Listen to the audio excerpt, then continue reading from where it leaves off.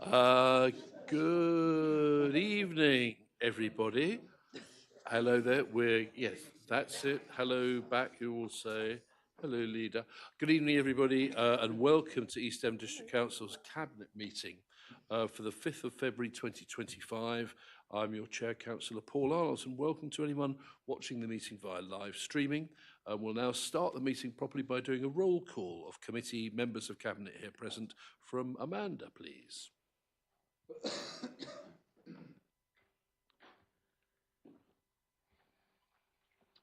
Good evening, councillors. As I call your name, could you just let us know if you're here and also if you have any declarations to declare? Thank you.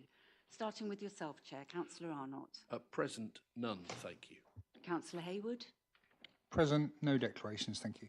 Councillor Hawkins. Present, no declarations. Councillor Hookway. Present, no declarations, thank you. Councillor Jackson. Present, none for me.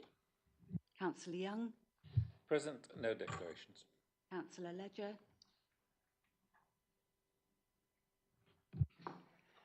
Just testing. Present, none that I'm aware of at this time, Amanda, thank you. Okay. Councillor Olive is on his way, I believe, and Councillor Rickson. Present, no declarations. Okay.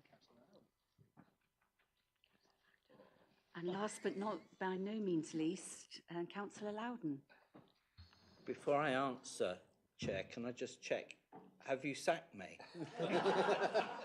If not, I'm present and I have no declarations. Thank you, Amanda. Perfect. Thank you, Councillor. Back to you, Chair. Thank you. I was going to. I now feel so sorry for you that I'm going to leave it till next time. A couple of small items not on the agenda, if I may, very quickly. I wonder if Simon might pass me the object here to... Oh, thank you. That's my lovely assistant, Simon. Thank you, Simon. So there is such a thing as the Clarence Barrett Award from the Local Government Association for a citation for outstanding achievement within the local community of an independent councillor. And I'm very pleased to say that this has been won this year, 2025, by none other than Councillor Paul Hayward. And I'm now going to present it to him. Congratulations, Councillor Hayward. It was a handshake like that. And invite him not to make a speech. And the other item of business is that Councillor Ledger has come with a hat with him today. And I just wonder if he might be good enough to put it on for us. Oh, no. Can we put the microphone on so Councillor Loudon's can appear on screen?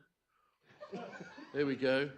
So Mega has started in East Devon. We're invading Dorset.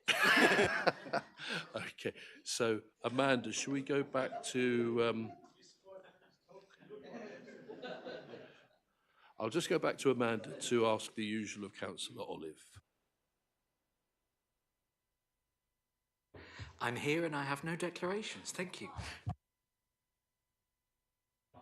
Very good, thank you very much. So item 1 is the minutes of the previous meeting. If anyone has a comment on the minutes of 8th of January, please do so by raising your hand. If no hands are raised, I will take this as indication you all agree. Thank you very much for that. I will now sign them.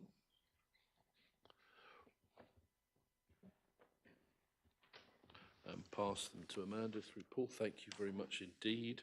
Agenda item 2 is apologies. Amanda, do we have any apologies this evening?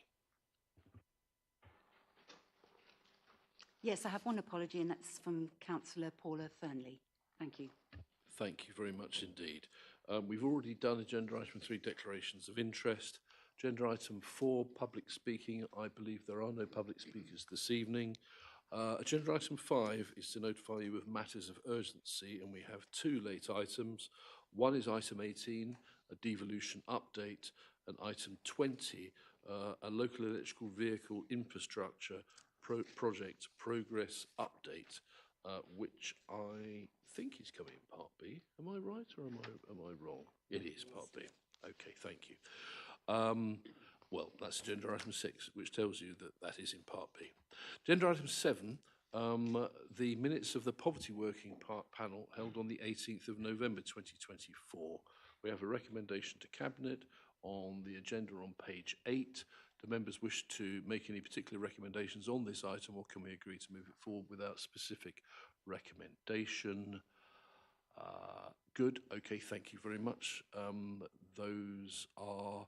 Do we have to vote on that, Mel? I always forget. What do we think? As long as the mood of the meeting, if members are happy for you to approve. Okay, so no need for a vote on that, thank you. Agenda item 8 relates to the minutes of the joint budget meetings of the Scrutiny Committee and the Overview Committee held on the 15th of January 2025. I'm wondering if there's another date as well on that. Were those meetings held over 2 days? Who can help me on that? Those all done the same day? Very efficient. Okay, very, very good. We have recommendations to Cabinet on agenda, on your agenda on page 16. Anybody wish to make any particular recommendations, or can we agree and move forward? Thank you very much. I'd just like to take the tiniest pause to thank sincerely all the members of the Scrutiny Committee and the Overview Committee and all other members who came along to those sessions. Their input was absolutely crucial. So thank you for the time and the officers' time on that as well. Agenda item 9, the minutes of the Leisure Strategy Delivery Forum of the 14th of January 2025. Recommendations on page 18. Anybody wish to add to those, or can we agree to move forward? Thank you very much. We move forward without specific recommendations. Agenda item 10 now, the Play Park Renewal Contract 2025, presented by Tom, I think, Buxton Smith, our Engineering Projects Manager. Yes, it looks like it's Andy Wood because I couldn't see Tom.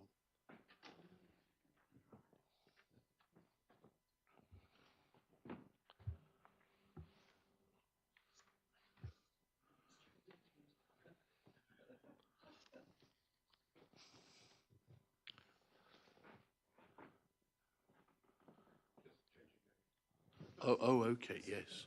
So, who were you before? You were sort of Barbara Windsor or something, or what's the... Of all the names. I don't know. There was a documentary about her last night.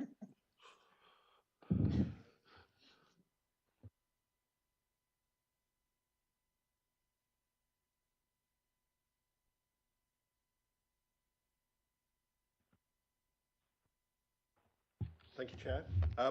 So just a very short introduction. So this is a report relates to an award of a play renewal contract, which is currently going through a competitive procurement exercise. The expected value of the contract will be in excess of £1 million. You can see the 10 sites listed in paragraph 1.4 that are expected to benefit from that programme of works as part of our rolling programme to support the renewal of those play areas. And so the recommendation is to seek a delegation to the Assistant Director for Street Scene to be able to award that contract when the procurement exercise is completed in conjunction with the relevant portfolio holder, Chair. Thank you, Andy. Any questions or comments from outside Cabinet on that, please? No, thank you. Anybody from inside Cabinet wish to speak on that? Councillor Hawkins, please. Thanks. It's just a query on who is the relevant portfolio holder. Bear in mind the portfolio is ticked on the front of the report.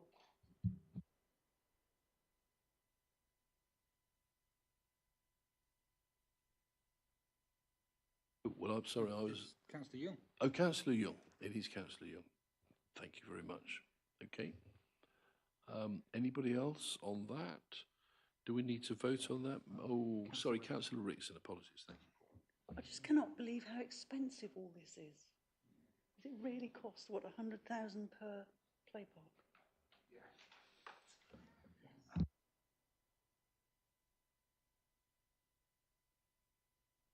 Yes. So with that noted, anybody else wish to speak, or do we need to vote on that? No, we do. Okay. All those in favour, please. Oh, yeah, that's true. Propose. Can I, as portfolio holder, can Yes, I Councillor propose it? Young. Thank you. And Councillor. Happy to second, Chair, but can I just add that Councillor Rickson's done a long campaign for probably 4 or 5 years on a HRA asset.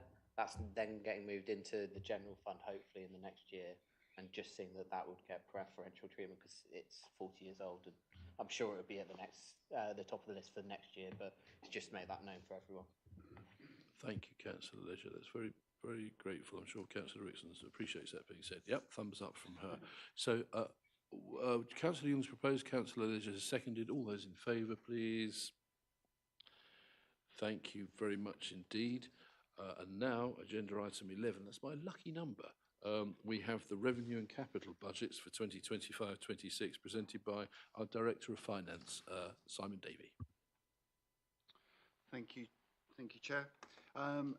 This is the final report that comes to you after the budget you adopted at your last cabinet. It's gone through overview and scrutiny, gone through the Housing Review Board, and come back with no amendments. So that's good news. There is, there is an amendment. So the report has been updated for a change regarding national insurance. Sorry, I can't. Yes. Shall we, let's move on while Simon recovers. We've got John, are you ready to go on the next item? No, I got caught. You sure you're okay? Yeah. Okay, right. So sorry about that. So there is a change in national insurance. We've got the final settlement figures through, which means there is a call now on the general fund by 324,000 and the housing revenue account by 54,000. So I did mention that when we presented the draft budgets to Cabinet and to the overview committees. That's now reflected in the recommendations. So happy to take any questions, Chair. Thank you, Simon, very much. I was looking to Councillor Mike, please. Very well. Oh, thank you. Just to be clear, this is where the government, the point that Simon's made, this is where the government initially said that councils wouldn't pay this and that they would give a grant. And when the small print was uncovered, it found out there were a £324,000 shortfall. And I think what that means is our residents are going to have to pay for that within the precept. The one question I've got, and first of all, I take your point, Leader, that you said about the work that went on with the two scrutiny teams over a day to look at the budget. It was excellent presentations by the officers. It really was. I was delighted, all the cabinet there as well, and I think they will all agree. It was a very well worth meeting and listening to, and the contribution I thought was first class from officers and members. The only thing we did mention was the fees. Whilst I accept with the car parks we've put up by cost of inflation, that's acceptable. However, the one thing we did mention was that there were two sports pitches on page 2 that have gone up by 50%. This is rugby pitches 36 maximum and 18 maximum. And we asked Andrew to go away and look at this. I see they've not been changed. My concern is this is to help our youngsters play rugby, play football, and yet we've doubled the fees. And I just wonder if that's right, Chairman. So is one of them in Sidmouth, the Sidmouth Rugby Club, is it? I didn't look at that. No, that was not the reason. The reason was... No, sorry, I was just wondering where they were. I couldn't remember. I honestly don't know, to be honest. Okay. But it's rugby and football, I think I'm right in saying. Okay. Andy? Yeah, that is correct, Chair. It was queried on the evening. The figures are as published. It's how they are worked out in terms of the bundling together of the kind of season, if that makes sense. So I did investigate it afterwards, but that's the proposition in front of you, Chair. I'm guessing these are fees that may not have been going up in line with inflation, say, for a number of years. Yep. Okay.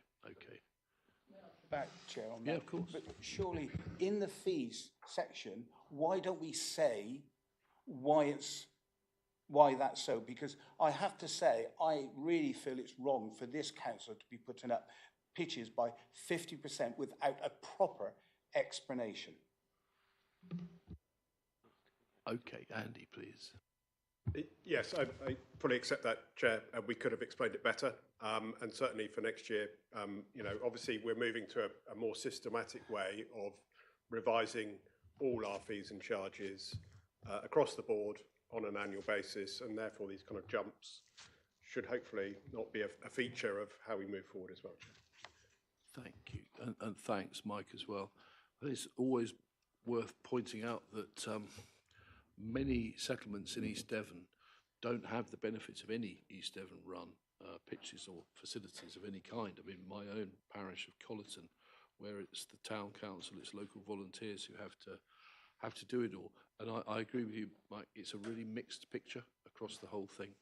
It's challenging, but it's good to note that we'll have a look at that for next year as well. Thank you. In which case, I think we need to go on a vote on that. So all those in agreement with accepting what Simon's put forward? Proposers, democracy. Oh. I thought Devon County had cancelled it. Yes, make Exeter great again. Make Exeter great again. Shall I just take this off? Yes. Councillor Ledger, do you wish to propose? Yes, please, Chair. Thank you. Anybody wish to second? Councillor Loudon, thank you very much. All those in favour, please. Thank you. No chuntering, Councillor Olive, please. Right, we now move on to agenda item 12, which is John Symes, and we ask him to talk about the Treasury Management Strategy 25-26 and the capital strategy for the same. John, please. Thank you. Thank you very much, Chair. Yes, two documents for your consideration. The first one being the capital strategy. So following on from the previous report and as part of the budget setting process each year, we do have to produce this capital strategy.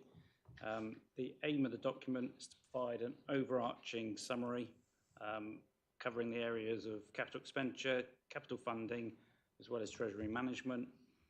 So in the context of the budget, and the process that we're going through, the strategy is aiming to be the link between the capital programme, financing of that capital programme and expenditure, and the resulting impact on the annual budget.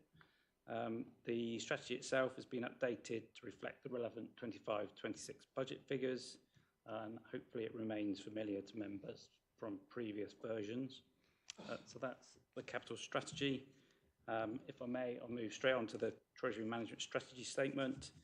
So again, it's the annual strategy statement in front of you. So again, as per previous versions, it is very prescribed, it is very technical in its nature, and because of this, we do get support in its production from our Treasury advisors. So the annual strategy outlines the proposals for managing the Council's investments and financing its capital programme during 25-26. It also sets a range of what are known as prudential indicators, which are effectively the parameters within which Treasury management functions operate. Effectively, that's the guidelines for our day-to-day operations of cash and debt management. The document includes a lot of data, the majority of which are required to report annually before the start of the new financial year. This is ensuring that it meets the requirements of the CITFA Prudential Code. So there is a lot of data and information in there, but I'm happy to take any questions, Chair. Thank you. Thank you, John, very much indeed. Perhaps, now I'm trying to remember, Amanda, did we ask all members if they had any interest to declare this evening? I'm not sure if we did, actually. We did, okay. So should we ask Councillor Aurora and Councillor Brian Bailey any interest to declare? Nothing to declare. Thank you, Chair. Thank you very much. You're quite right, I didn't ask outside of Cabinet. No, right, okay. Anybody else outside of Cabinet who would wish to confess to an interest? Oh, I don't see, we haven't been asked. Okay, thank you very much indeed, lovely. Thank you, John.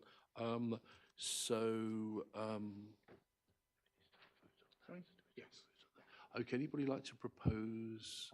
Thank you, Councillor Haywood. Councillor Hawkins to second, the portfolio holder. Oh, a question from Councillor Hawkins. Yes, please. Thank you. I mean, also they're technical in nature, but I think it would be helpful if we had an executive summary on these sort of reports, because there's a lot of words there, and it's easy to skip over some of the bits. One of the examples I think that I pulled out on page 7 of the longer one, the 45-page one, for example, talks about members having tailored learning plans for Treasury management. and we're agreeing that as a part of our thing, but I don't know, I've never personally seen a tailored training plan, and I don't know any other members have. So I just wonder how much of what's in here we actually know we are doing, given it's 45 pages. You're the finance portfolio. Anybody want to pick that up, Simon or John or anybody? Yes, please, sir. Thank you. I'll let John come in, but those are the best practice. So all the elements in there are best practice of how we should operate our treasury management. We have got training planned for next month. So we'll be asking Cabinet and our Audit and Governance Committee to come in and receive specific training, because we have gone through where there are perhaps gaps, and that is one area that we did identify that we need to lay on. And I thought my portfolio knew that, but maybe not. I do apologise. John, would you like to insult the portfolio holder as well for a moment?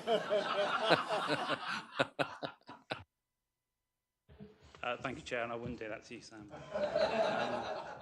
Yeah, so in terms of that document, the main sort of points in it really are those parameters that I spoke about around that day-to-day management. We obviously refer to that all the time, and internal audit also pick up on all those points whilst in auditing us. Thank you. Councillor, was that Councillor Goodman? Yes, please, thank you. Just a couple of points. On page 8, where it talks about the extract for the Council's project management guidelines, I'm just wondering whether or not what ought to also go in there is the excellent work that the scrutinies do to look at this before it gets to full council. Because I don't think other councils do it in quite the professional way that we do, and I just wonder if it's worth mentioning that within that report. My second point is on the risk management on page 14. We talk about risk management, we never use the word mitigation. The point of having a risk management is to say what we're going to do to mitigate those risks. And I'm just wondering if there's some language, because we've just had all the members of audit and scrutiny have just had some training on risk management, and I'm just wondering if that could be, or Simon, you could think about adding it to that report. That was all. Thank you, Chair. Thank you very much. Councillor Loudon, I think. No, that's okay. Councillor Loudon's dealt with it. In which case, I think we had a proposal from Councillor Hawkins, or was it from Councillor? Yeah, myself. And then okay, Sam seconding. So all those in favour, please. Thank you very much. We now go to agenda item 14, Councillor DBS checks and safeguarding protocol. I've got a report from our monitoring officer, Melanie. You've got item 13, financial monitoring report. Oh, another financial one. So I do apologise. There's another. I wasn't until I saw you arrive at the back of the room. So, look, you tee me up, I'm going to hit them in the back of the neck. So, agenda item 13, Financial Monitoring Report 24-25. Back to John again, please. Thank you. Thank you again, Chair. Yes, so this is picking up the year-end forecast as at the end of December. So, to briefly summarise, the General Fund revenue budget is forecast to be in a year-end surplus position, and therefore the General Fund reserve is at or above the agreed limit. The Housing Revenue Account reserve is also predicted to be maintained at the agreed limit, with the current forecast surplus within the revenue budget of the HRA to be transferred as a source of capital funding. So that's the high-level summary for you. In terms of the General Fund, the prediction is £662,000 surplus at year-end. Major variances within that revenue budget are detailed at 2.6 in the report. Those are namely variances around development management fees, public conveniences management, and also a favourable position within homelessness after the council received additional homelessness prevention grant. Further details on the General Fund are provided at Appendix 1 and the attached notes. Swiftly moving on to the Housing Revenue Account itself. This is at Section 3. There's more details in there of forecast income and revenue positions, expenditure positions. Income is currently predicted to be in a favourable position at year end, as well as expenditure, is also predicting a favourable position, totalling a £696,000 favourable position. I highlight at point 3.23 of the report that this sum will actually be used as an additional contribution to capital, and therefore the predicted year-end borrowing requirement is predicted at 8 million against the budgeted sum of 9.2 million. As always, the final two sections of the report covers capital spend to date and also updates on treasury management. I'm happy to take any questions, Chair. Thank you. Thank you, John, very much. Any questions or comments from outside Cabinet, please? No, thank you. From inside Cabinet? No, thank you very much. So can I invite members to vote? Those in favours? Proposer, seconded, Chair. Yes. Is that a proposal, Councillor Hayward? I'm Thank you. Seconder, please. Councillor Ledger, thank you. All those in favour? No abstentions? Good. Thank you very much. So now we move on to agenda item 14 from our monitoring officer, Melanie Wellman, about councillor DBS checks and safeguarding protocol. Mel, please. Thank you very much, Leader. This report is to update you on the very good progress we've made in relation to councillor basic DBS checks since the decision was made in April last year to introduce those for all members. As you will see from the appendix, bar one piece of information we're short of, all members have now applied for a DBS check, and I'd really like to thank all members for obviously taking part in that process, particularly the group leaders who've been great assistance in making sure that the members have got over the line, and of course the HR team, who it's been quite a massive piece of work for. So, but yeah, happy to answer any questions on the report, Leader.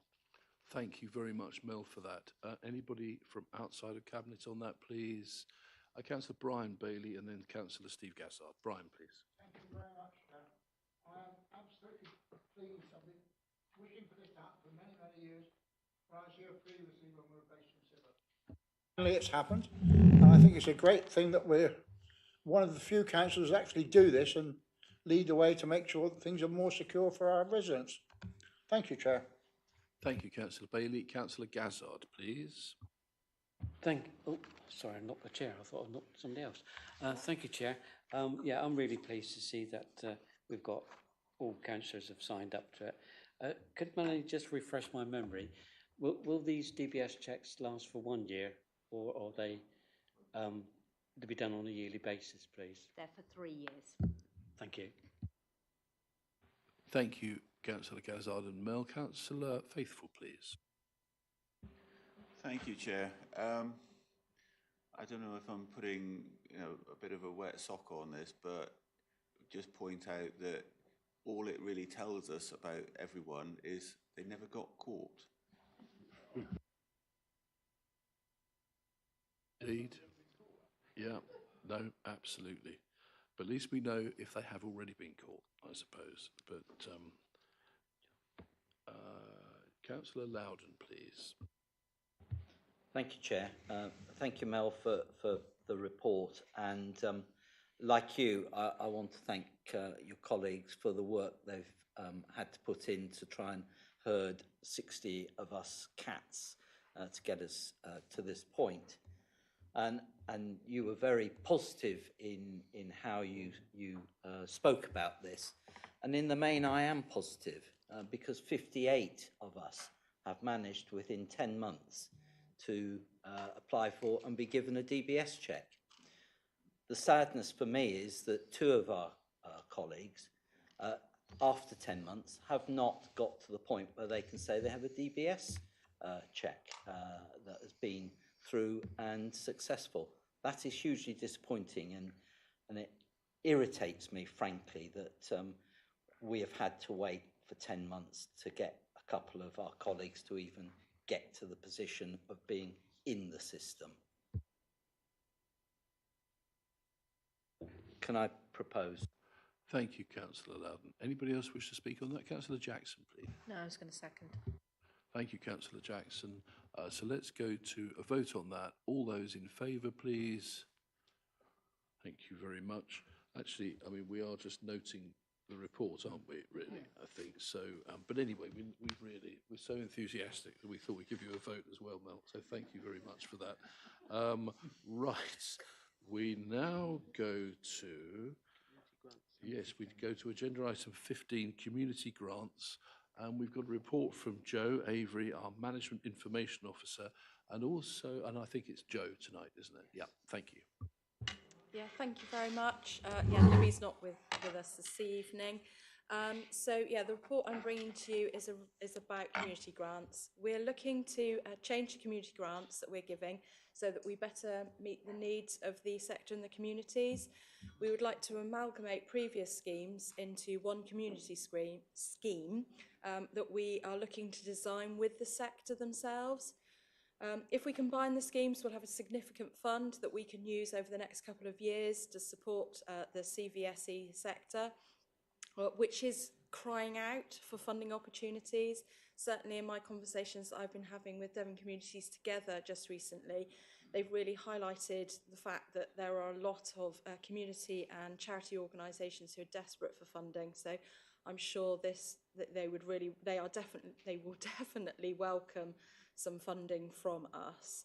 We're holding a thank you event for the sector next week, and we would like to start the conversation, if you agree to these recommendations, we would like to start that conversation with them on best way to design a scheme that will work well for them. And then just a sort of point of order as well is that we would like the Community Grants Panel to have an input and to agree the governance of any new scheme, and that they would then become the granting body for that scheme as well. So the recommendations are set out for you, and any questions, I'll happily take them. Lovely, thank you, Joe, very much. Anybody from outside of Cabinet, please? Councillor Goodman. Yes, thank you, Lee. Well, first of all, I think this is an excellent paper and really good for our residents and those people in need. I hope Cabinet support this. I think this is really good. My only comment would be on the equalities impact.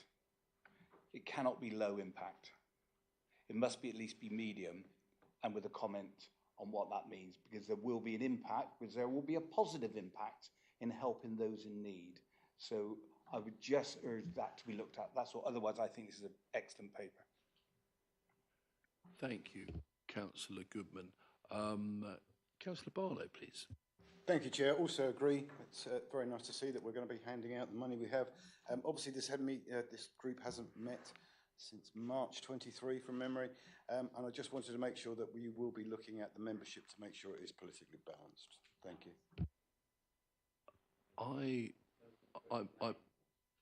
Does anybody know the answer to that? I wouldn't want to misspeak. Councillor Jackson, please. Yes, it's politically balanced, and the current membership was what came through at our annual council last May. So all of the groups have been asked to put forward people for that group. Okay, thank you. So, Councillor Young, then, please. Yeah, just for clarity, it says that for areas covered by parish councils and areas, those areas covered by town councils are not eligible. Can someone explain why that is? Sorry, was that in the Community Buildings Fund? Yes, that's how the fund was originally set up. It was originally set up with a bias towards rural areas. It was about rural areas being able to attract funding, and not, it excluded two areas. I think it was Sidmouth and Exmouth. There was only two small areas, but yes, they were in that original Community Building Fund. That's how that was set up. But obviously, we'll be looking to a new scheme, and recommendations as to which areas can be included can be looked at then. Thank you, Joe. So, Councillor Hayward, then Hookway, then Olive, please. Thank you, Chair. So as the former clerk of a parish council, I remember having these conversations, and as Joe points out, I recall it was felt that the smaller parishes with far less population have a harder time raising funds for their community, which are just as treasured within the communities as town council facilities are. Town councils generally have a much larger precept and therefore have perhaps a wider pool of resources and reserves to call upon for their community buildings. Hence, there was this bias, and I can attest it's done great work throughout East Devon, from east to west, in ensuring that community buildings stay open. So, thank you. Thank you, Councillor Hayward. Councillor Hookway, please. Thank you, Chair. Yes, I absolutely welcome this report and its proposals. It will go some way, I think, to supporting voluntary groups who are taking on the work, in many cases, of the NHS. I know of groups where the NHS is referring ex-patients, discharged patients to these groups and not them providing any money or any support whatsoever to them. My only regret is that we don't have more money within the fund. But I'm very happy to propose this. Thank you, Chair. Thank you, Councillor Hookway. Councillor Olive, please. Thank you, Chair. I just wanted to ask briefly, and I appreciate it's slightly off the point of this paper, but how do we advertise the Community Building Fund? If we know the answer to that within the room, please. We had originally been advertising it on our website, was the main place where we advertised it, but we would also send out information to parish councils and other social media to get them, let them know that the fund was available. I think the residents' update has quite a reach these days, actually. It goes out to quite a few thousand people, so hopefully so. So we've got if I can, sorry, Chair, if I can yes, please. Come back on that. I only asked because this was the first time I'd ever heard of it, which slightly surprised me. So I just wonder if that's maybe something to do with why we had 2 applications last year, but maybe I've just not learned to read properly. Well, that's you and Councillor Loudon in trouble for next cabinet then. You missed that bit earlier. So Councillor Hayward, please. To come back to Councillor Olive again, I can attest that parish clerks or parish council clerks were routinely contacted and sent the information. I can't speak for every other parish clerk, but certainly the parishes that I represented, the 3 at the time, were well aware of the scheme, and all of them utilised, or 2 of them applied for it and were successful at the time. So yes, I think East Devon did, but unfortunately they can't they can't force small councils to disseminate it further, because it wasn't just councils, it was community groups. And I think the 2 examples given here, I think that's a very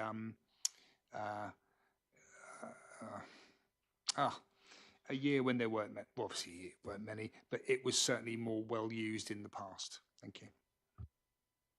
Thank you. And I think that's a really interesting point that, and I had cause actually to praise an area in Todd's department, so to speak, earlier this week, where we did a truly excellent communication out to all parish and town councils about the local plan and about the webinar meeting that people could come in to talk about and understand that.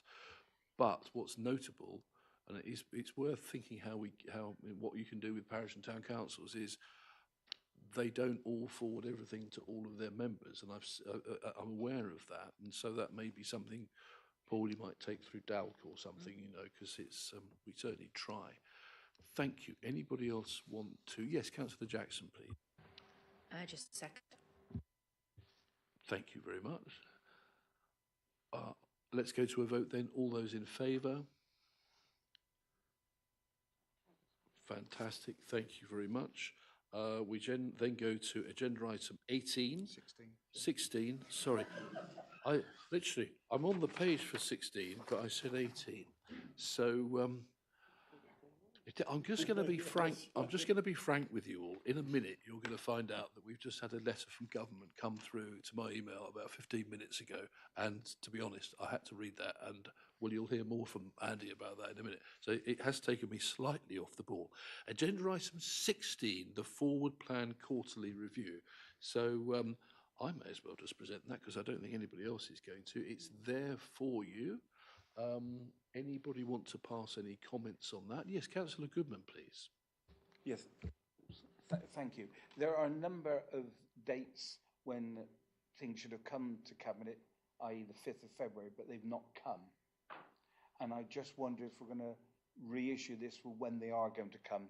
Things like the annual Ombudsman report, etc. There's a number in there that are not coming to this meeting. Thank you. Well, I'll throw that to Mel then, if I may. Yeah, absolutely. We do need to update that to make it clear as to when those items are coming forward. You're absolutely right. That's a good point. Thank you, Mike. Thanks, Mel. Anybody else want to speak on that? Yes, Councillor Hawkins. Just from a bit of housekeeping, we also don't have the date added to the forward plan recorded on all but one item. Okay, that's noted as well. Thank you very much. I don't think we need to vote on this, do we, Mel? We're just noting this, aren't we? Okay, thank you very much. So moving forward now to agenda item 17, which is the calendar of meetings for 2025-2026. Would anybody like to speak on that from outside of Cabinet? If not, Councillor Ledger, then Councillor Hawkins. Councillor Ledger, please. What am I going to say? I'm just going to. Sorry, Chair. Councillor Loudon again. He's acting up. With regards to, we're meant to be having a HRB meeting in April. With the announcement from government today that the council elections aren't going to be deferred, we will be in a period of purdah. Now, I just want to ask the monitoring officer if we would be able to bring forward the papers as planned on this, our asset maintenance plan, all of it. Really, there's a lot. Yeah. What do we think, Mel? Yeah. I'm waiting for him to finish the conversation. If you could just wrap your conversation up. The Director of Governance is ready to address us. So purdah doesn't in any way prevent normal business coming forward. Obviously, what you wouldn't do is bring a highly political matter forward. So obviously, it's really difficult to comment without seeing the nature of the report. But normal items, normal routine items, purdah does not impact on that coming forward.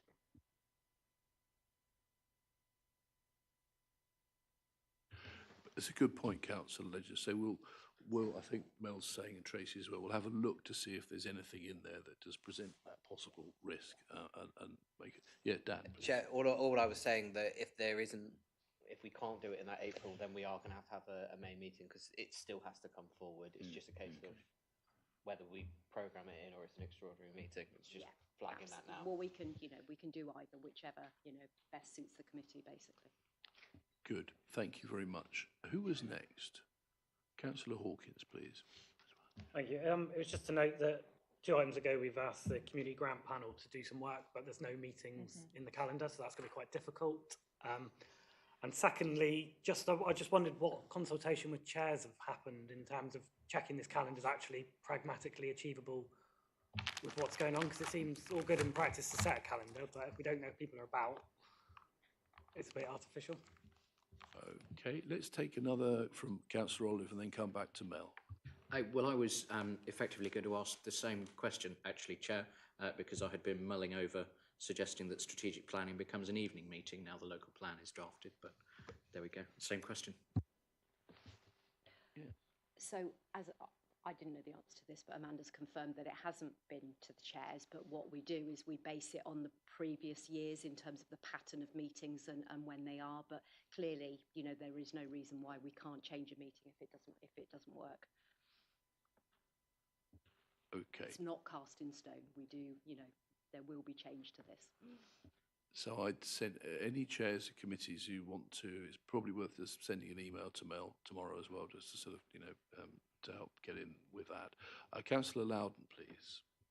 Just picking up the point where it was asked why the community grants dates aren't in this. If you go back over previous years, as I've got here, they weren't in there previously.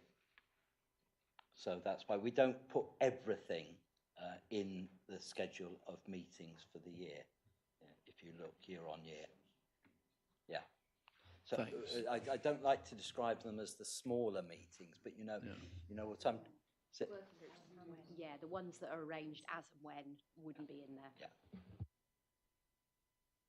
Good. Again, I think those are just for noting, Mel, aren't they? They are. Thank you.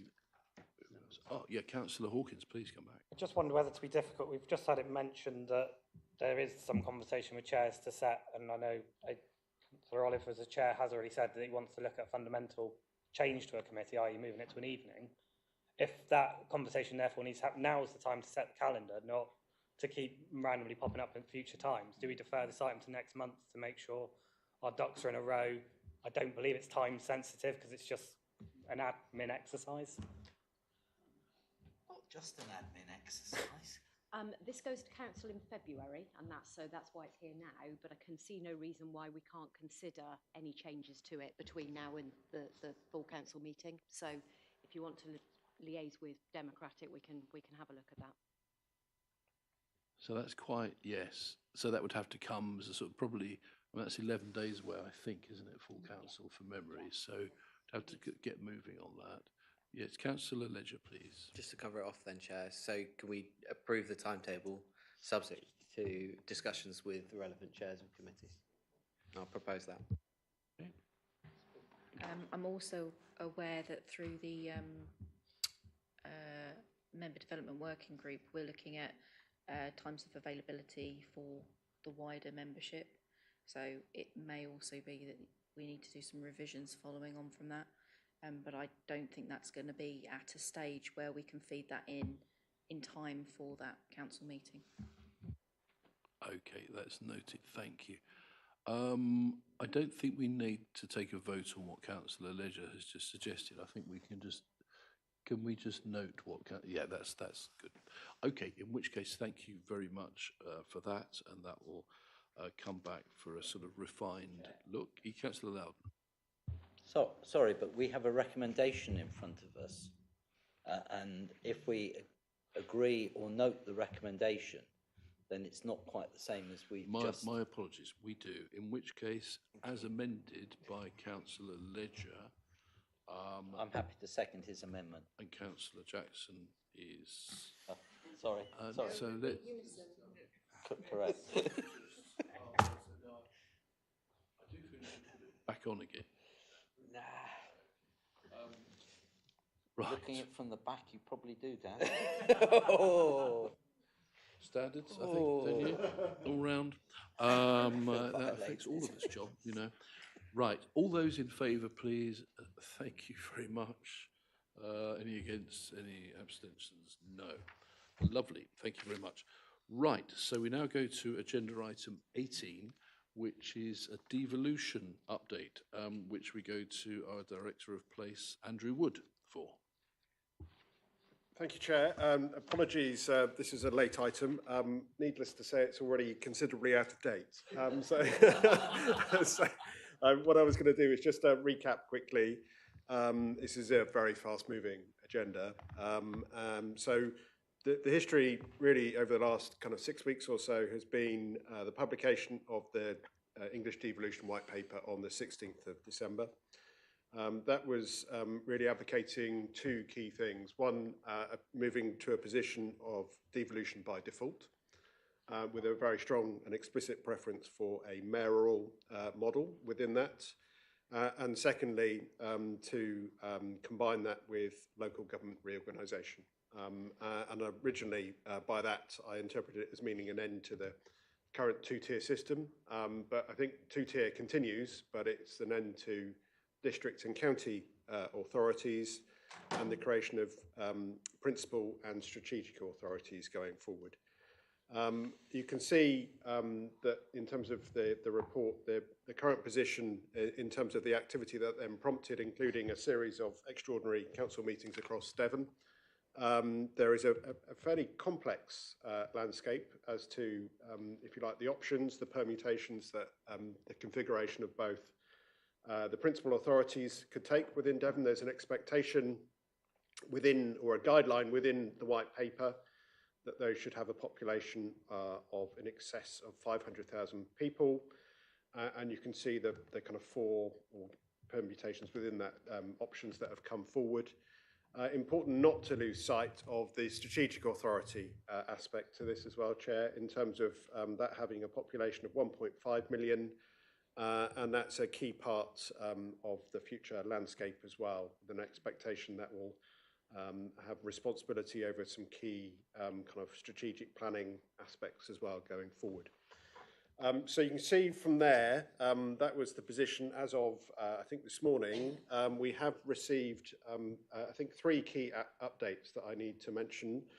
One relates to the Strategic Authority and confirmation today that the Devon and Tall Bay Combined County Authority is now formally extant, so to speak. It's come into being. That is important because it becomes the foundation strategic authority moving forward. And a foundation is an important word because that is very much, if you like, at the bottom end of the tier in terms of what the government now anticipates in terms of future devolution proposals.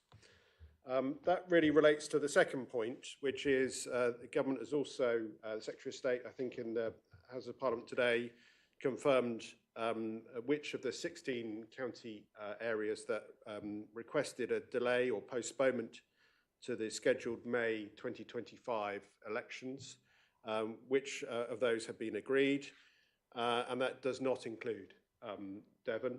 So the county council elections will go ahead in May of this year, and that does mean that essentially that the local government reorganisation proposals are on a track through to April 2028 implementation rather than April 2027.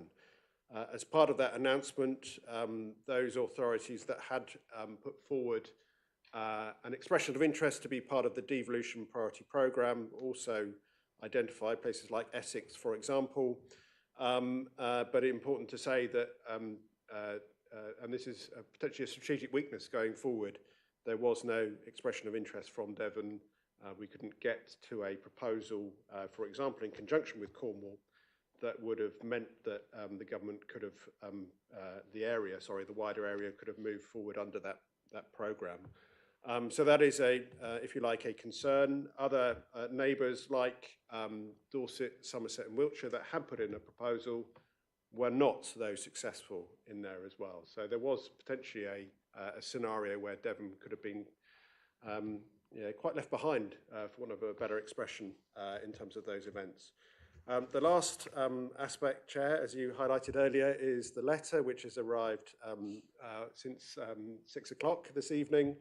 And that formally introduces the invitation for a single tier of local government. There's a very clear expectation that partners will work collaboratively and proactively, and that every effort should be made for a single proposal to come forward. It does acknowledge that will be challenging in certain areas. 6 criteria are set out as to how future proposals will be considered. And the timescales are also now clear and also quite tight. So initial proposals by the 21st March of this year, I want to add, and then final proposals by the 28th of November. And a very clear expectation, as highlighted in the report, that there will be extensive engagement with key stakeholders, partnership working as part of that, Chair. Thank you very much indeed for that, Andy. So I'm afraid I'm going to say a little bit of stuff before we get debating here, if you don't mind. So first of all, the news that came through this afternoon that Devon County failed in its bid to cancel elections is, of course, a great relief to those Democrats who live in Devon. And that's particularly pertinent and poignant where we are now in Honiton. So many of you will know I'm a local history bore, and I'm sure lots of you, particularly with connections to Honiton, will remember or know the story of Juanita Phillips, who is a very distinguished, I can see Roy recognises the name, female citizen of Honiton in the early 20th century, who fought, along with colleagues in Axminster, as it happens, for the vote for women, for suffrage. And she fought that battle for about 15 years, and it was eventually successful. The reasons given by Devon County to ask to cancel elections, for that's what that was going to be, were untrue. The first excuse they offered was that there was a matter of officer time and capacity at Devon County to run elections when they were doing other things as well. But what all of us who've been involved in elections, which is all of us, know, is that most of the heavy lifting in those is done by the district councils and by local volunteers. And county sits at the top of a pyramid. So that was an incredible argument. The other argument that was put, I'm afraid, was worthy of Elon Musk or Donald Trump, which was that if you elect new councillors, they won't have the knowledge capacity, fundamental intelligence was implied to be able to see this process through county. So it is a really good day for Devon that this shameful attempt to cancel democracy for our citizens has failed. And we put that in the past. I like to think, a good working relationship with James McInnes, the leader of Devon County, and I have said exactly this to his face. So let's rest that there. So that, I suppose, in broad terms, is that's the punch in the kidneys for the Tories. The government, it is plain, does not know what it is doing, and this is very serious. In the past, they have attempted one, maybe two unitary authorities in a year. At the moment, they're looking at any number above 10 to 20. It is perfectly clear from the many webinars that I have had to attend and officers have had to attend that the government doesn't have the capacity, the experience, it doesn't have enough people working in the civil service to do this. And this is why the letter that's arrived to us today demanding that somehow we come up with an initial shape for all this by March the 21st is amateur. Now, we'll do it somehow, but it won't be the best possible case. Everything they do is late. They are, as if it was a pupil, they would be being on report, as we used to say at school, because the white paper was late. All the correspondence has been late. The correspondence is facile. It's light on detail. It is full of aspirational management consultant gobbledygook that's been fed to them by Price Waterhouse. It is a desperate condition that this Labour government is reducing us to. Elsewhere in Devon, what really matters is that our National Health Service, through our Integrated Care Board, is in terrible crisis financially.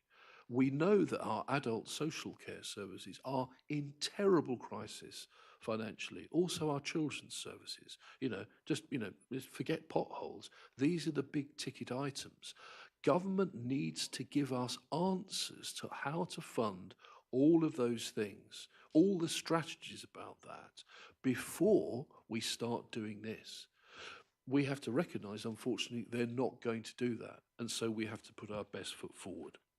So what I would want to assure members is that on both the officer side and through me principally as leader, we do have excellent relationships with the CEOs and the leaders of all the other councils involved here. And although there will be a degree of disagreement, I'm confident we can get there. The leaders met for the first time in a room on Monday, which was a closed meeting. So the leaders of Plymouth and Torbay and Devon County, as well as all the districts, including Exeter, were present, and we sat round a table for 2 hours, and it was a collegiate and congenial discussion. And there will be more meetings like that moving forward, but they're just going to have to happen very quickly. My expectation is, and thank you to Andy for the brilliant summary there, we are now looking, aren't we, at April 2028. Really? Can this possibly be achieved by then, given the scale of restructuring? Also, there started to be casual talk, that this needed to be achieved within the lifetime of this Parliament. Somebody was saying today, a politician, in the next 2 parliaments. So where is this actually going to land? I would like to pay tribute genuinely, and some people may say they're only doing their job, they're on a salary, to our officers here, and to reassure them of our complete support moving forward to make sure their own welfare is considered in this. To be honest, your jobs are secure for at least 3 years. I suspect a lot longer. But I know and feel that that won't make you feel any happier that you're going through this at the moment. So having, I think that's the first pompous long speech I've ever made at this council. I'm not looking forward to any dissent on that. So would anybody from outside of Cabinet like to speak on this theme? Go Councillor Gazzard first, please. Thank you, Chair. I'd just like to pick up the point that you raised regarding our staff, and I would endorse everything you said, because it must be a worrying time for all staff, and we do appreciate everything that you do for us and for our residents, so we are behind you. Can I just for clarity then, so what the email that you received today, is that going to be available to members to have, or is it right? So what it's basically saying then, that East Devon District Council are going to have dialogue with Devon County Council to come up with an idea of how to move things forward, get it in by the 21st of March, and then by the 28th of November, you have to have a final resolution sent forward. That's right. I just wanted to get it clear in my own mind. Thank you. Well, no. My other point was, yes. Town and parish councils will be still heavily involved in consultation, will they? Well, they will, Steve. And, Yeah, you know, no. if you remember, you know, we voted at council to put in a clause on that. And the problem is that with this ludicrous timescale, the government just don't think about it. And I don't want to come over all kind of, you know, as if I was born and bred in the countryside. I wasn't. You know, I'm urban originally. But I'm gonna give it out to the urban metropolitan elite, as the Daily Mail likes it. They are clueless about this, because in these large urban areas, they're not even parished. They don't have town councils. They don't understand what is going on. All the parallels that come from, Andy Burnham, isn't he glorious in Manchester? Actually, from what I understand in Manchester, he just sits at the top of the pyramid. It's the level below him that does the work. So they don't get it. And I'm not quite sure how we persuade them that that matters, because what is going to be inevitable, and in a way, there's an opportunity here for us, is that significant towns from Exmouth to Barnstaple to Axminster can pick up serious bits of work. But what we need to make sure is that it's not dumped on them, that it's also invested in. Right, so thank you. So Councillor Faithful next, please. Thank you, Chair. So would I be right in assuming that 2027 there will be an election for a shadow council, and district councillors will continue for a further 5th year and then run out, then finish at the end of that? Is that how it works? Do we know? I don't think we know. Mel maybe. Mel, of course, has the experience in Somerset, so may know. Yes, that definitely could happen. Obviously, they would have to make that decision to delay the elections for another year at that point. So yeah, but that could potentially be one scenario, yes.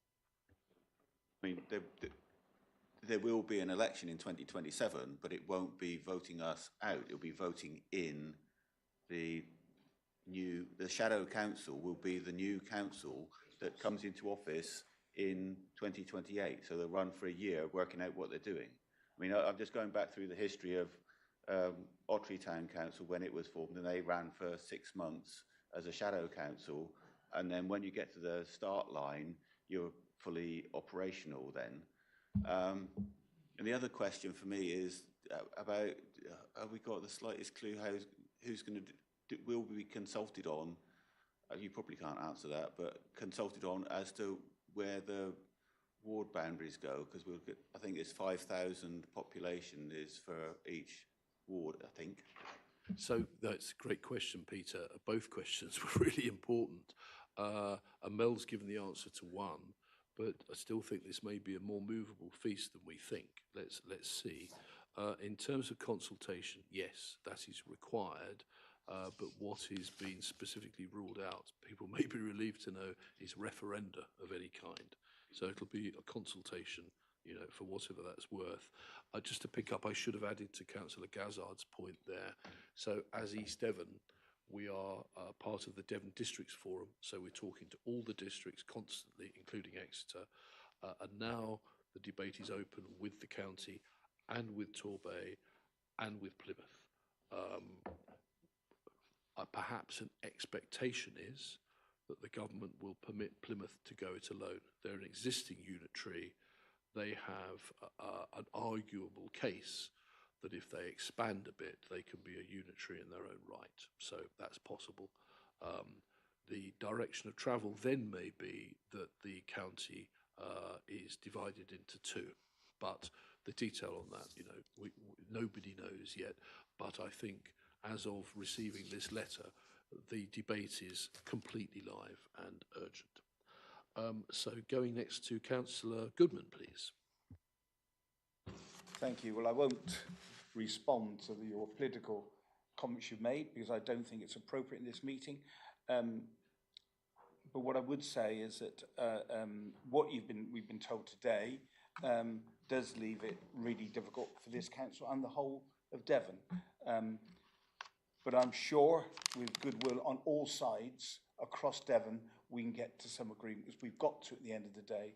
I agree. One thing you said, Leader, is that imposing this with such tight timescales is going to be difficult for everybody, including our officers and our councils.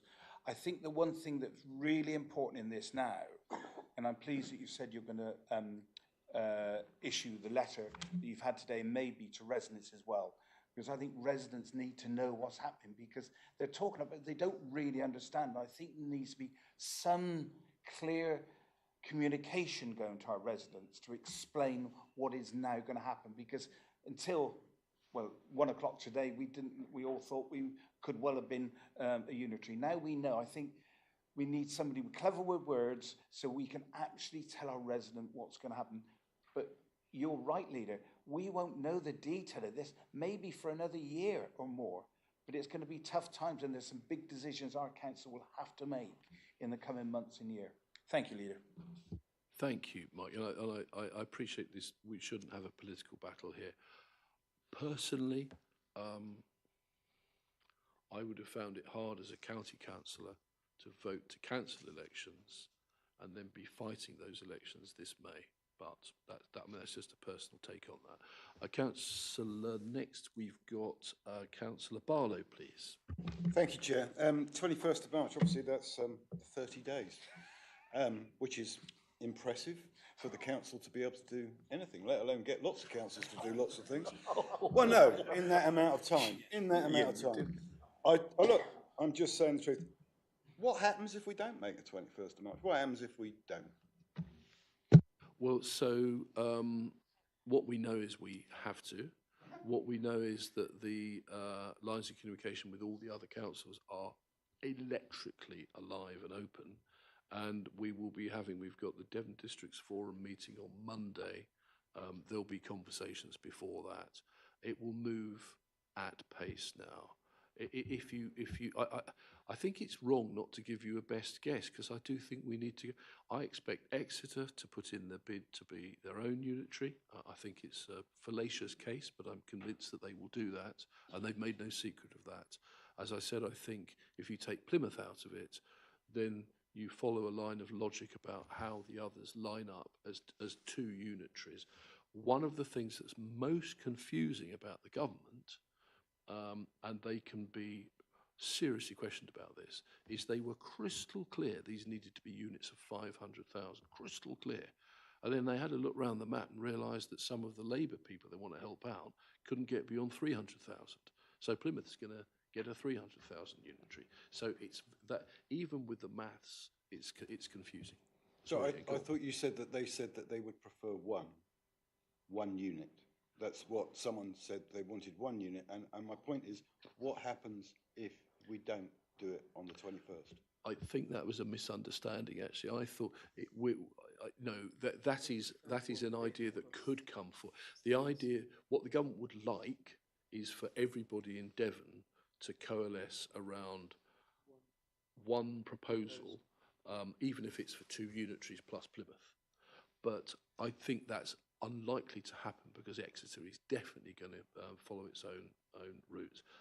But that's not unique, and that doesn't sink Devon. It's just, you know, time consuming. Next, please, with Councillor Brian Bailey, please. Thank you, Paul. I'm sitting here listening to this debate, and the longer it goes on, the more confusing it appears to be. The government, or I should say the alleged government, have, in my humble opinion, decided that we will be our own executioners. And then on the upside, if there is an upside, I'm trying to look positive for all this mess, is they're asking us with the cheek, I've never imagined anyone have so much cheek, to kill ourselves off on one side and then reinvent ourselves like a phoenix on the other.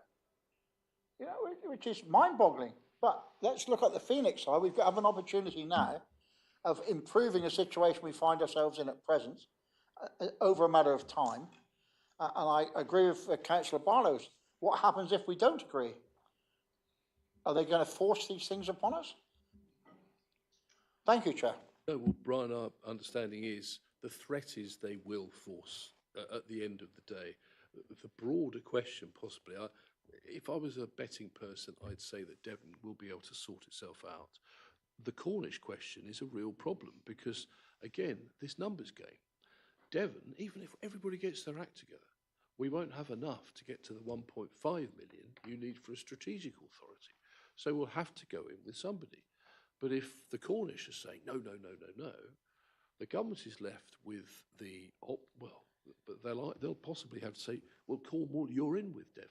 And at which point, we'll sit back and watch that, you know, go off like a rocket, which means we may have to look to our east. We may have to look at Somerset and Dorset and Wiltshire if they are allowed to have a big strategic mayoral authority, whether Devon is better off clunking into that.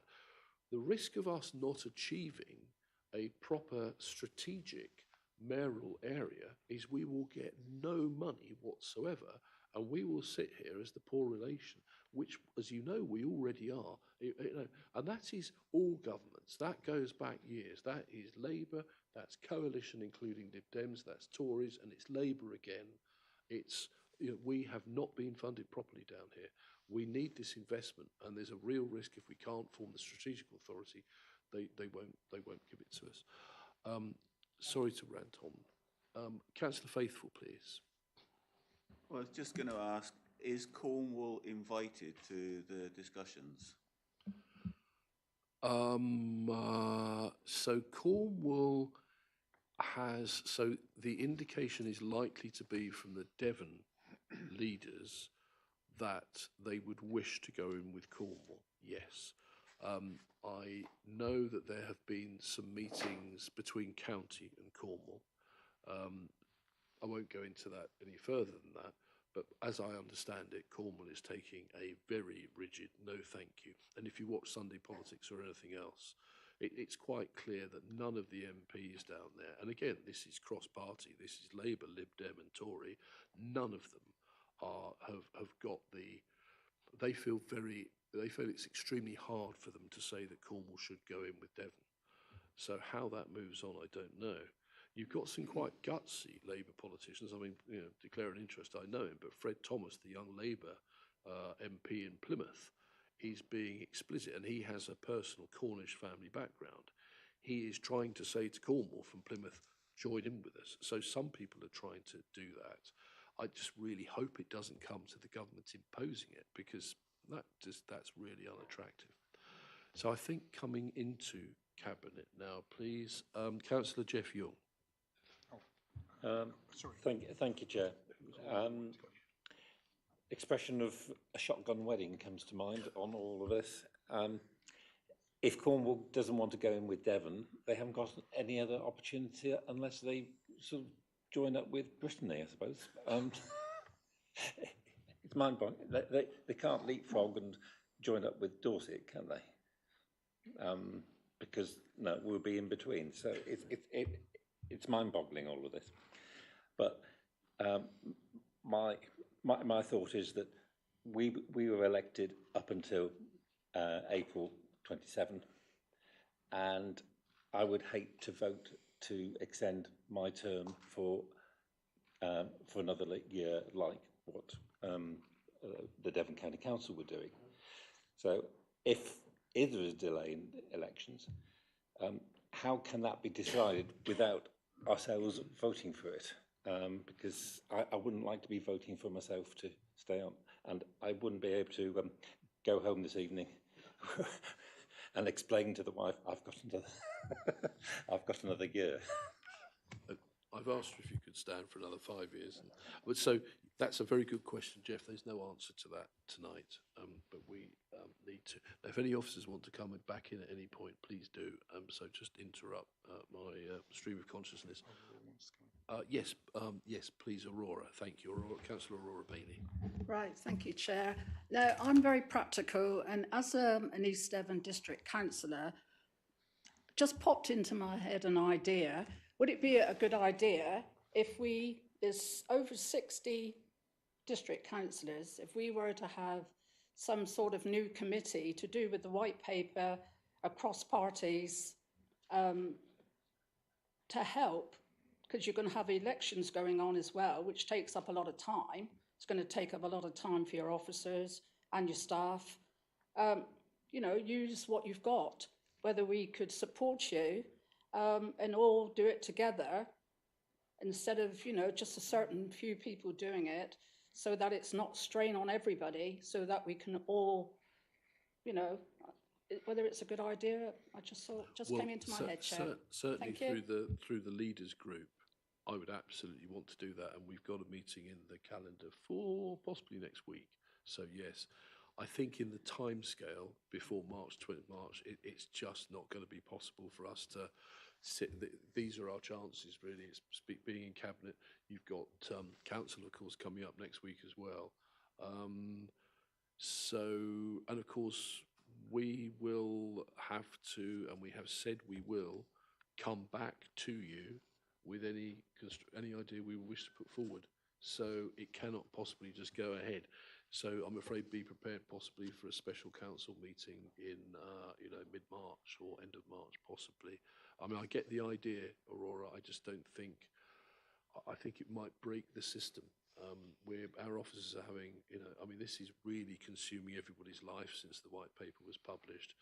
I think it'll get better once we get to the 31st of March and we've got this horror out of the way, and there are some ideas there. We'll have broken the back of it, I suppose. Councillor Haywood next, please, and then Councillor Loudon. Thank you, Chair. Just a couple of really observations from listening to the debate. So, everyone knows, because I tell you quite often, that I'm from Slough. Slough was happy in the bosom of Buckinghamshire, then became Berkshire, then became unitary authority, and is now a People's Republic, and we know how that has turned out. So it doesn't always end well, and Somerset is a good example of that. The government has said this is a once-in-a-generation reorganisation. But if you look at the maps that we're working to, if you were going to do this truly, you'd have to tear up historic counties, because we're trying to do it on county lines, and I know it has other connotations. But effectively, the county system of this country is history. And if you're going to do this properly, and in the southwest especially, the numbers and the geography just doesn't stack up. And good luck and God help the government if they try and impose this upon Cornwall by force. And I have family in Cornwall. They will not acquiesce, and it will utterly backfire if you try and force it through. So you can see why Cornwall is so hesitant and reluctant.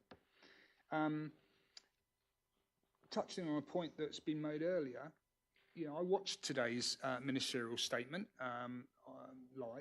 almost live, and yet again, towns and parish councils not even mentioned, just dismissed as an afterthought, not even an afterthought. It didn't even mention us. So flying the flag for towns and parish councils, they are going to have to do an awful lot. So they need to be involved in the conversation. How can they be if, as yourself and Councillor Barlow have explained or stated, we've got to come back with an answer by March the 21st. It's just utterly, utterly ridiculous. There was no consultation anyway. Over Christmas, people have their mind on other things. So the whole thing has been a bit of a dog's dinner from beginning to end. The final thing I would say, just come back to Councillor Barlow's point about what happens if you don't reach consensus. Thank you for my certificate earlier, Chair. I do have another one. I am the rock, paper, scissor champion of my school in 1984.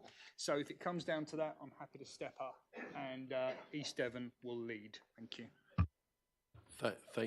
Thank you very much. I'm reminded also of some advice we've had from the LGA about I'm sick of the word granularity, but my word it applies here.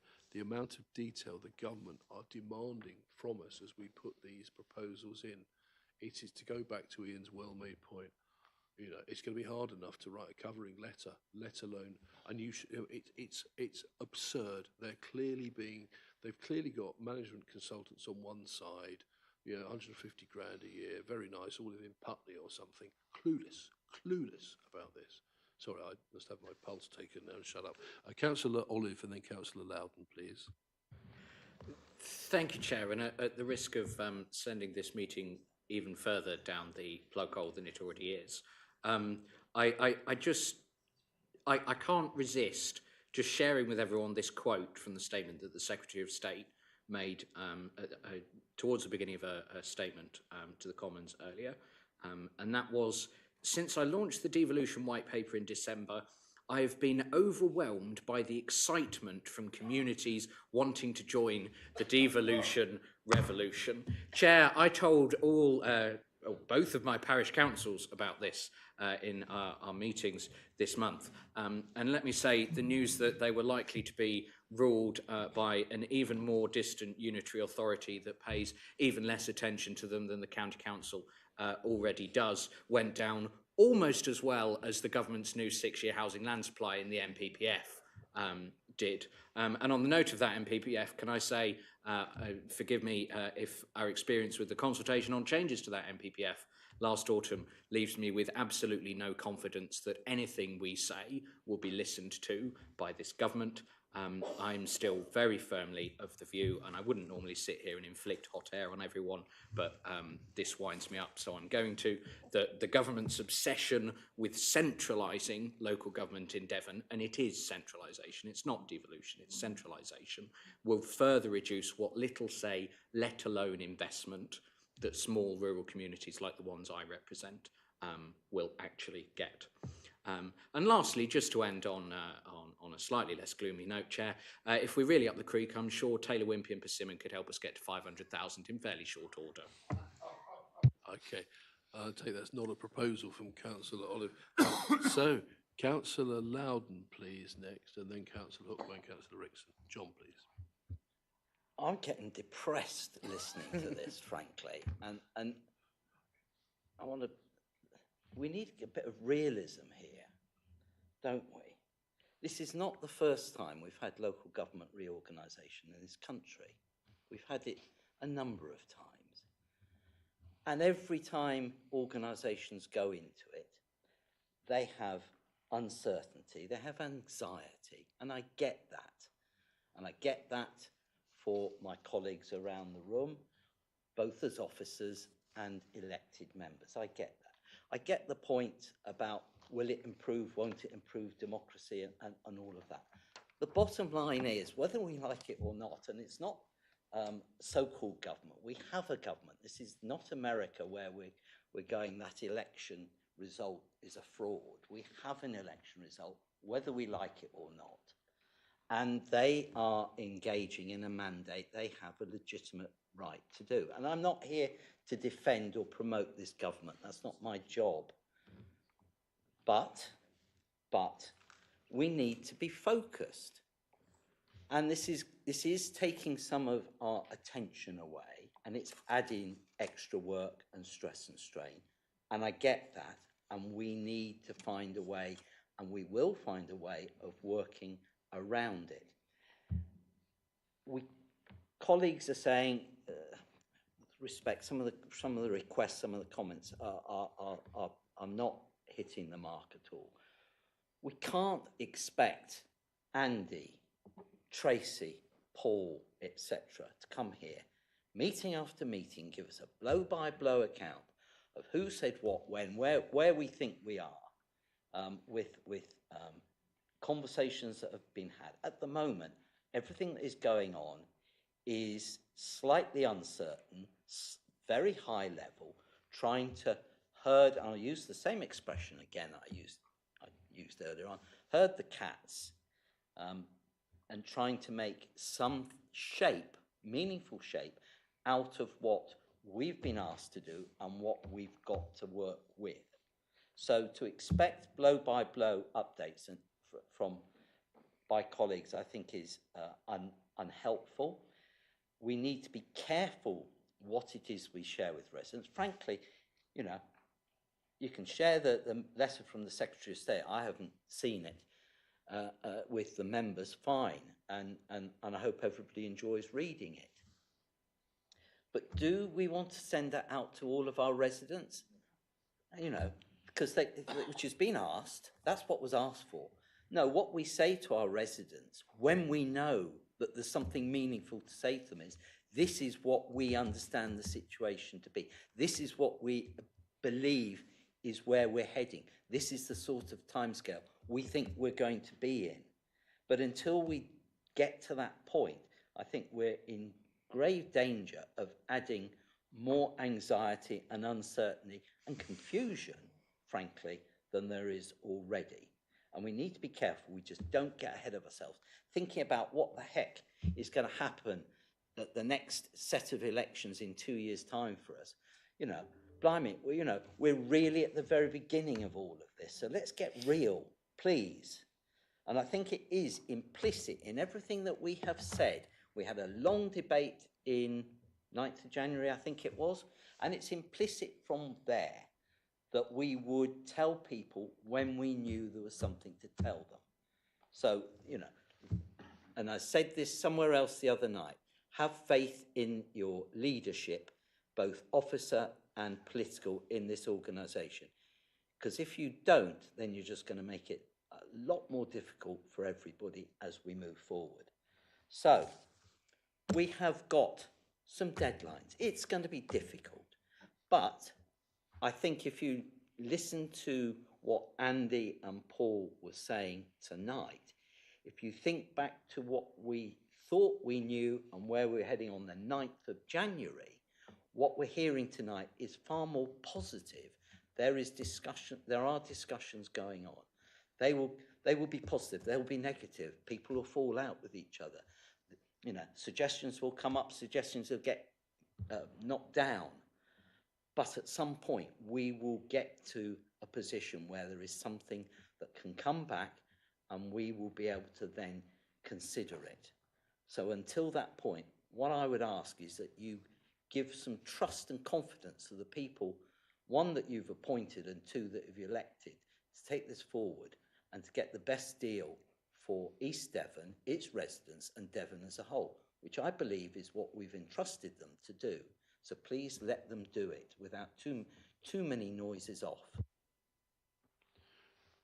Thank you, John, for bringing us back to the exam question, and thank you. So Councillor Hookway and then Councillor Rickson, please.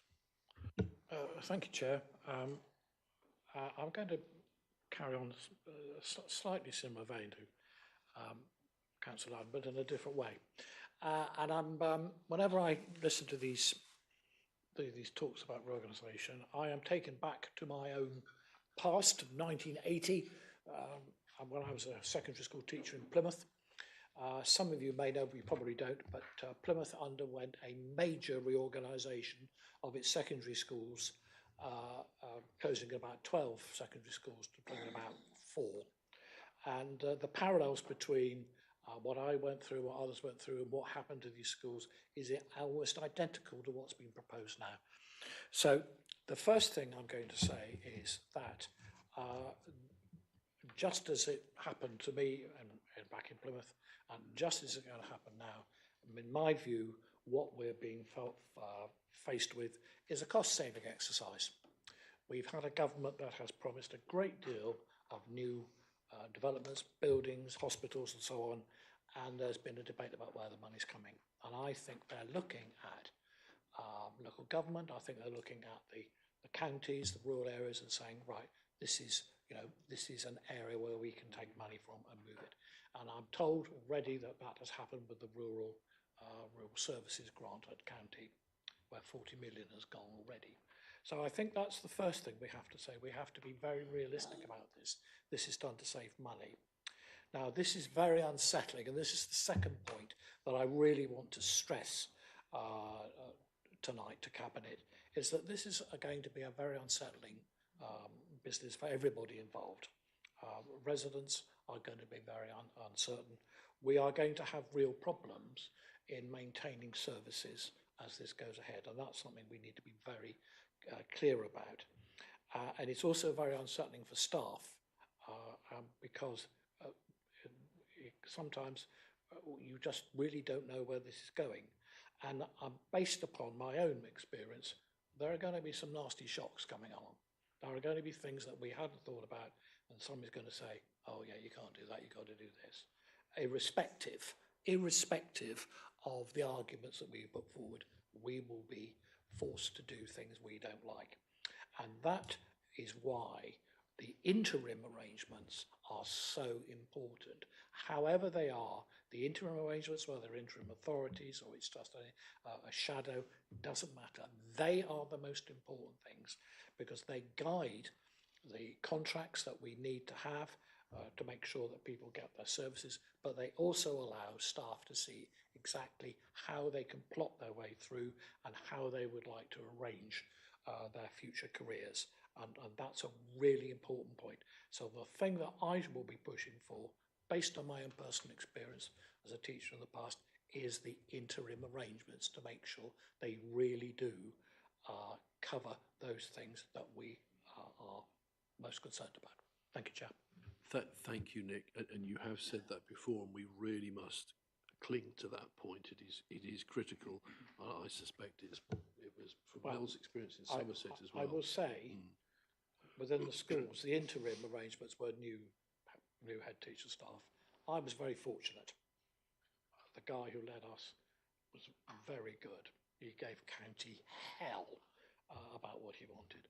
Other staff were less happy, less well served. But interim arrangements, how staff progress through the system, how services progress through the system, how residents are informed about what's going on, is absolutely key to this.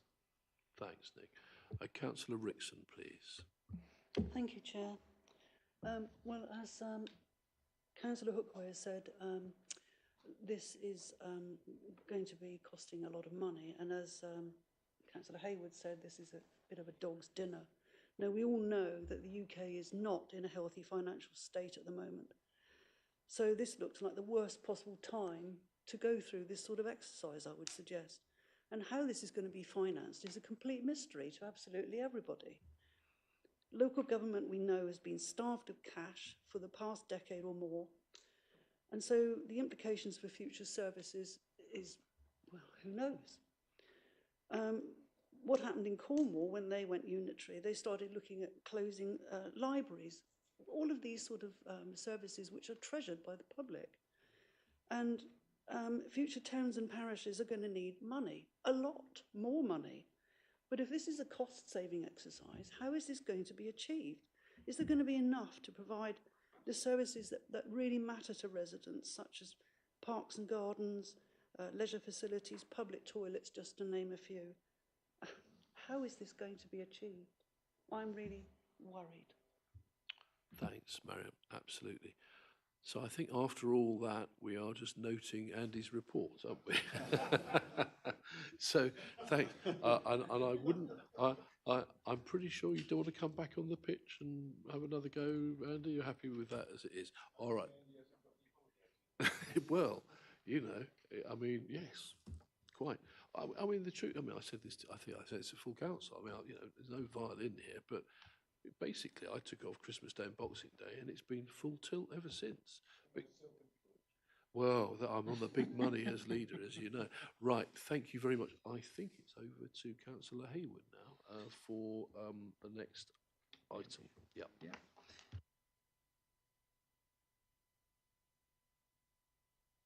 So that actually brings to a close the public section of our meeting, and I'd like to thank everyone here for taking part. And I now ask the Vice Chair to move formally that we move into private session. Thank you. Agenda number 19, Local Government Access to Information Act, exclusion of the press and public. I move that under section 100A4 of the Local Government Act 1972, the public, including the press, be excluded from the meeting as exempt information of the description set out on the agenda is likely to be disclosed. And on balance, the public interest is in discussing this item in private session, otherwise known as Part B. Do I have a seconder, please? Councillor Ledger, thank you very much. All those in favour, please.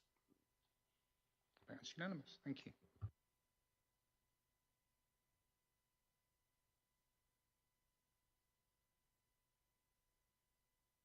We are just closing down the YouTube recording and such like. So perhaps we might want to have a 5-minute comfort break for everyone. Yes. If we So